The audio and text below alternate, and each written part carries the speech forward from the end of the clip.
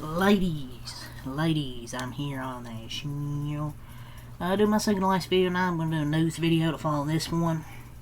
But I wanted to review Smackdown tonight. After SummerSlam show. So this is the fallout after last weekend's SummerSlam PLA. The show features some big developments for the Blue Brand, especially in the main event of night 2 after Cody defeated Cena to bring back the championship. Brock Lesnar made his shocking return, reigniting their long-standing feud. We also saw Tiffany Stratton, Solo Sikoa, the Wyatt Six retain their respective titles, and McIntyre and Paul defeat Jelly and Randy. So let's see what WWE did with that fallout. The former champ is here. After a quick recap of what happened at SummerSlam in the main event, Cena made his way out doing his babyface routine that allowed chance for the former champion as he spoke into the camera. Cena spoke about how, and quote, the audience is the show and put the fans over a bit to continue cementing his babyface turn. He was definitely sucking up a bit to the crowd, keeping chants and singing from the crowd, but it was kind of the thing Cena, obviously he can get away with at this point. Former WWE champion got a little emotional when they started chanting "Thank you." Cena he then switched gears and said Brock Lesnar can come find him if he wants a fight. But then Logan Paul made his way out to the ring and said Cena's making him sick with the way he's been acting. The social media star said he wanted a match with Cena, but not tonight. He wants it at France, at Clash of the Paris. Before he could respond, Cena, he was blindsided by Drew McIntyre. They stomped him into the mat until Cody made the save. Cena accepted Logan Paul's challenge, but he also suggested a tag match with him and Rhodes versus McIntyre and Paul to take place in the show. While this was a pretty paint-by-numbers segment, it did what it needed to, and seemingly had the live crowd reacting accordingly. So, man, the WWE crowd booing Logan Paul never get old.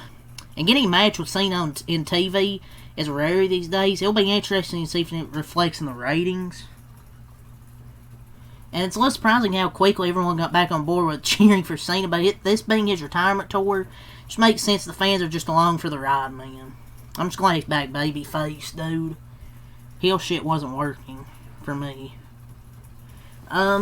Next, we had the Motor City Machine Club, Guns versus JC Mateo and Tala Tonga. So, Alex Shelley and Chris Sabin were looking to bounce back after losing at SummerSlam, but they had a big challenge with JC Mateo and Tala Tonga.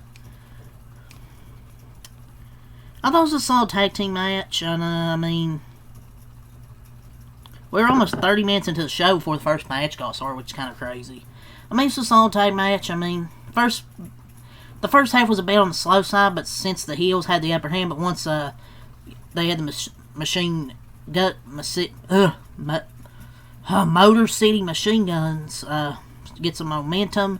Their fast-paced style made it a bit more exciting. Obviously, Tonga scored the win for the team with a big chokeslam segment. It's too bad it had to happen at the expense of the Guns, but it's good that WWE's giving Mateo and Tonga some wins to build them up a little bit, but like I've said this before, I couldn't give a shit about anything Bloodline unless it's like Roman, Jay or Jimmy. Well, I don't know if I would really say Jay. Like, I guess the Usos, Roman, and Fatu. Other than that, I couldn't give a shit about this Bloodline, especially this group. I really don't give a shit. But yeah, Mateo and Tonga get the win. I really don't care. But, I mean, it did lead to something because there was nobody left to fight Solo Sikoa. But Nick Aldis came out and told him Sami Zayn would be his opponent for the night. And Sami Zayn got the win over Solo Sikoa. He got a warm welcome from the Quebec crowd. Former Bloodline teammates were out there. Predictably, Sikoa's crew gave him some assistance. Sami began making his comeback. He missed a Samoan spike, and Zayn rolled him up for a quick pin, much to the delight of the Montreal crowd. This was a solid match with a kind of somewhat surprising outcome, but not really. The announcers finally realized it was Loa who was back, not Tama Tonga. So, Charlotte Flair versus Chelsea Green. It was fine for what it was. Charlotte brought Alexa to the ring to help celebrate their title win. She gave Bliss a doll to be Lily's tag partner, a blonde doll named Charlie. Chelsea Green interrupted them, letting Nick Aldis booking Charlotte versus Chelsea. The match got started. The match got more competitive as it went, but never felt like obviously we're going to have Chelsea Green win. The Queen ended up slamming her face into the cake she had brought for Alexa. This led her to put on the figure 8 for the win. Pretty basic and not much happened. I guess it was really designed for comedy. Now, it's really surprising how well this team with Alexa Bliss has worked to make the crowd like Charlotte again. It's always a little weird when WWE does backstage segments while people are in the ring waiting to begin their match. Like, they have these backstage segments. I just kind of want to point that out. This is rare.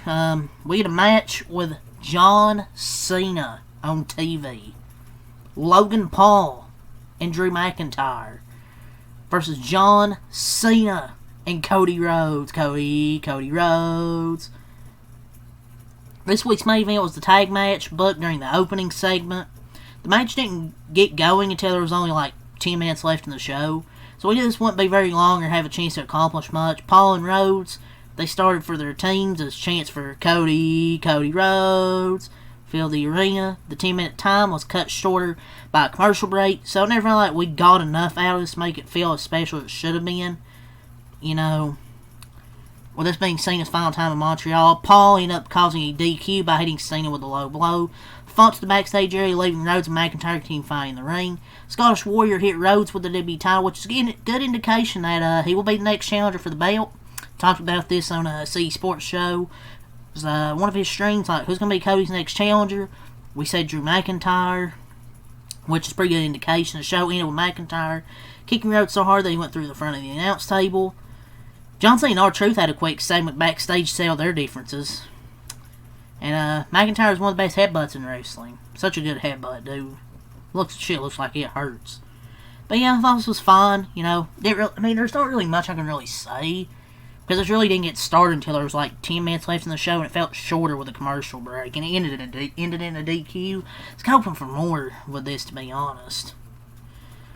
But this week's Smackdown did a little work to set up Clash in Paris, but other than that, it was a pretty forgettable episode, to be honest. The fact that it was so mediocre is kind of sad, considering it had one of Cena's final matches as the main event. Like, I mean, Cena versus Logan Paul is that, and McIntyre versus Rhodes seems like a lot for the Paris Premium Live event. With limited spots on these cards, that is going to leave a handful of SmackDown champions without a match. I don't know. I'd give it like 5 out of 10. Or 5.5. I mean, MCMG versus Tonga and Mateo was decent, but Sco and Sami Zayn was probably the highlight of the show. But, kind of a disappointing show after SummerSlam, to be honest. At least in my opinion. I wanted more from the... I still wanted y'all to see his final matches, and it went like... I don't know, it went like 10 minutes. So... But that's kind of just my thoughts. Pretty mediocre episode of SmackDown, to be honest. Raw's so much better to watch and recap. SmackDown, it's just mid. But yeah, that's really all I want to say for SmackDown. A quick, about 9-minute recap here. So leave your thoughts, leave a like, comments, comment for more. Check some out. Peace.